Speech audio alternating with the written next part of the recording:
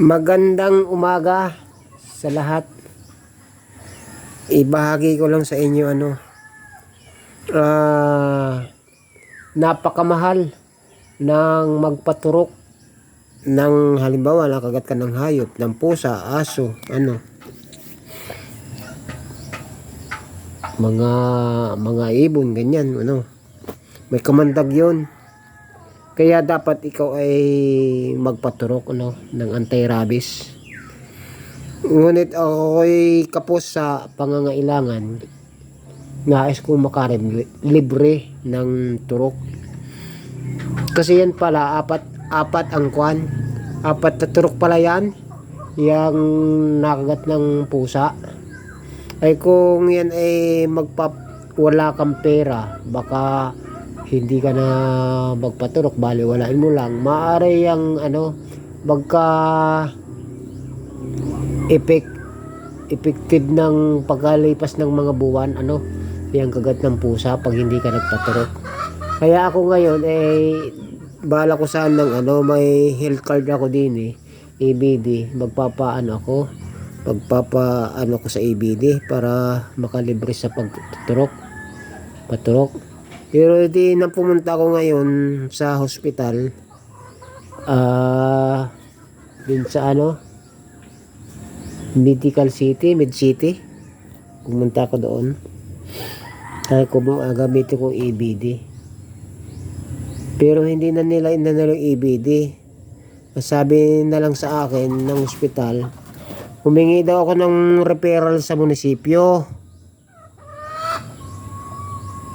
Hindi pupunta ako sa munisipyo, humingi ako ng referral.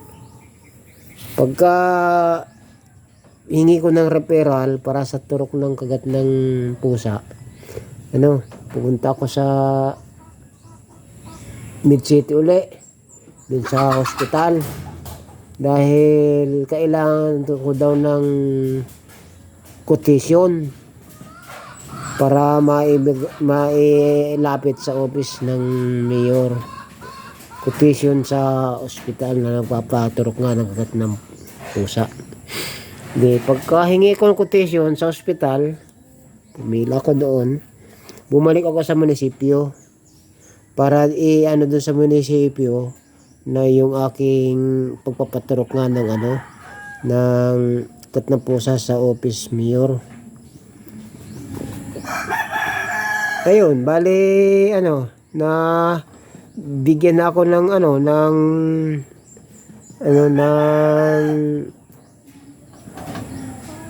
pahintulot na maturukan.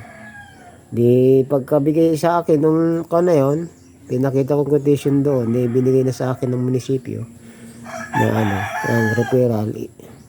Bumalik na ako doon sa Med City para doon ako turukan ng gamot ng vaccine Kaya ito yan, nagpabaksin ako. Tapos na ako nung January 8, 4 na turok yan. Libre, wala akong binayaran. Yan Libre, wala akong binayaran. Kaya sabihin mahirap makalibre ng gamot sa gobyerno. Hindi mahirap 'yun, basta asikasuhin mo, lalakarin mo lang nakakalibre. Mata ko ngayon nakalibre. Yan lang ang aking vlog.